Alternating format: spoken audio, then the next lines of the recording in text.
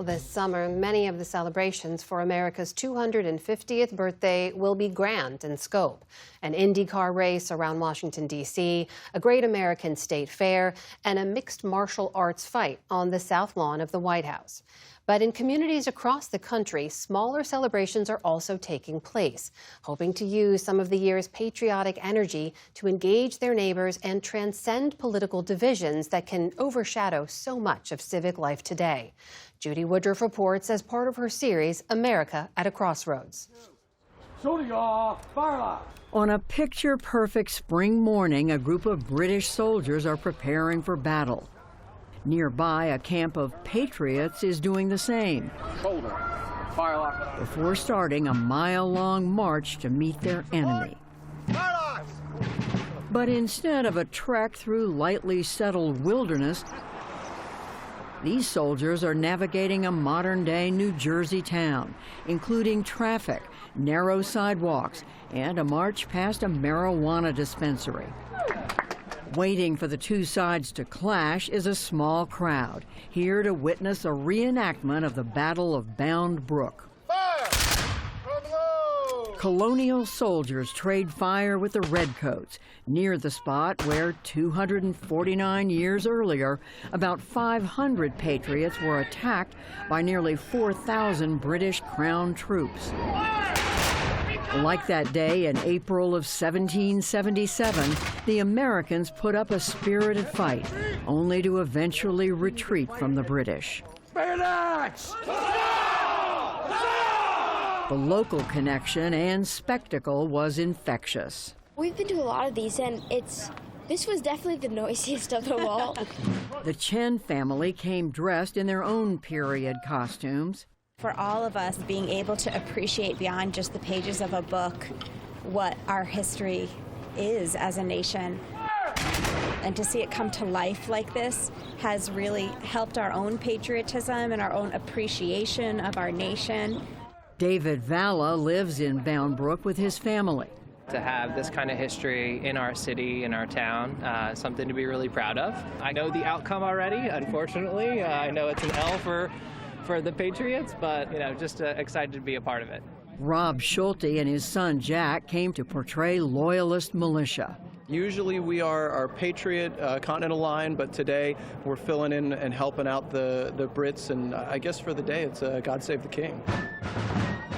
This reenactment is an annual event, but as the nation approaches its 250th anniversary, Schulte says celebrations like this have taken on greater importance.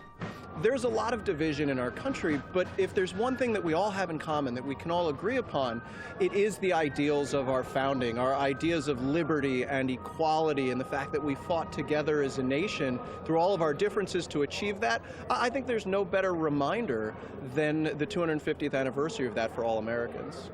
I thought coming into this that it would be a moment where people would just for a minute put aside whatever their issues were with the other side of the political aisle. It has not been that at all.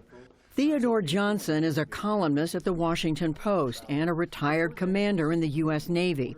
He's also a senior advisor at New America, a center-left think tank in Washington, where he leads the Us at 250 initiative.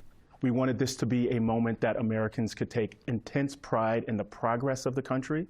We also wanted it to be a moment where Americans could reckon with the things the country has gotten and is still getting wrong. Given the national mood, Us at 250 is supporting local efforts around the themes of pride, reckoning, and aspiration. A pivot after realizing that the 2024 election made a more national effort feel too tied up with politics and the polarization that comes with it. The national celebration has its place, but instead of having a trickle-down patriotism from the sort of national celebration, this is a grassroots kind of patriotism, I think, that will bubble up, hopefully, and change the course of the country. My view of it is the best future of the country is in our communities and not here in D.C. On the southwest side of Denver, we attended one of the more eccentric examples of a grassroots civic effort.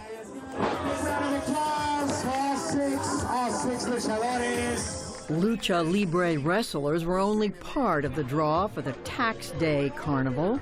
Maybe you're proud to pay Maybe you're like, what in the world is going on? What's this money? What's happening? Either way, it's a carnival. Adrian Molina was an inaugural fellow with New America's Us at 250 initiative, and he's one of the forces behind the group memorably named Warm Cookies of the Revolution. We are a civic health club, and for us, it's all about bringing people together, people who may not normally come together at the same place at the same time, and our vehicles for doing that are arts, culture, and fun. Leading with fun meant face painting, circus performers, and free food. And carnival games that incorporate ideas around how society pays for what it needs. I thought that we would be handing over our W-2s to somebody as we stood in line, and maybe we would get a lemonade. Amanda Donnelly brought her granddaughter. It's the first Warm Cookies event she's attended.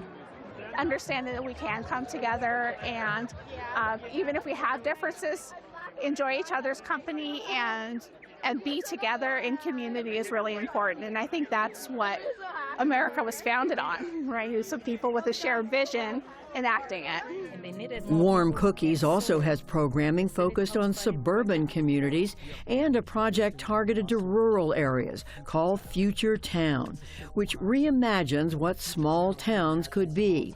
The concept, like the Tax Day Carnival, is to lead with elements that will engage a cross-section of people. We're thinking about civics in new ways, and we're thinking broadly. And so, for example, if you bring a group of Democrats together to have a hard conversation with a group of Republicans, we know how that conversation is going to go. We've seen that play out for generations. We're trying to open up space for new connections to be made. I didn't know that the civic conversation was going to happen, but we came because we were drawn to it with the lucha libre, with the mariachi, with the food. But then now once the community is here, it's like a good way of attracting us. Maria Monclova is an immigration attorney who's from this neighborhood. Right now with everything happening, I think it's very important for a community to celebrate what the country was based on, which is immigrants, which is diversity, which is getting involved. And this is a great opportunity for our community to get together, especially right now that we're celebrating the 250th anniversary. This is the semi-quincentennial year. It also happens to be Colorado's 150th. Is that an opportunity, do you think, for the work that you're doing, a special opportunity? It's a big opportunity. We feel like as people are thinking about this long history, and we're thinking about it as a history, but also a beginning. It's a bookmark. We've experienced a lot of chapters. There are more chapters ahead, and we can write this next 250 years any way that we wish. I've got nearly 80 buttons. Back in Bound Brook, John Dwyer dons a Continental Soldier uniform he first wore as a National Parks employee in New Jersey on the eve of the bicentennial in the 1970s.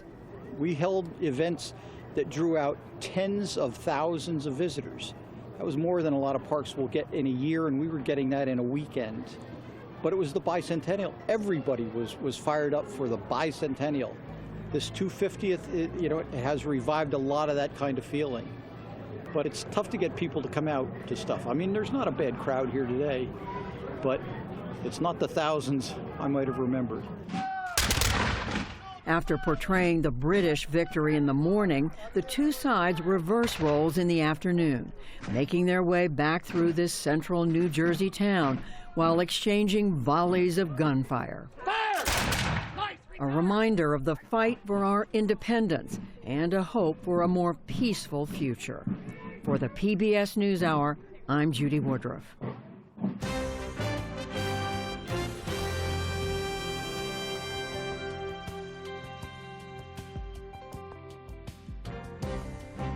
Support journalism you trust. Support PBS News. Donate now, or even better, start a monthly contribution today.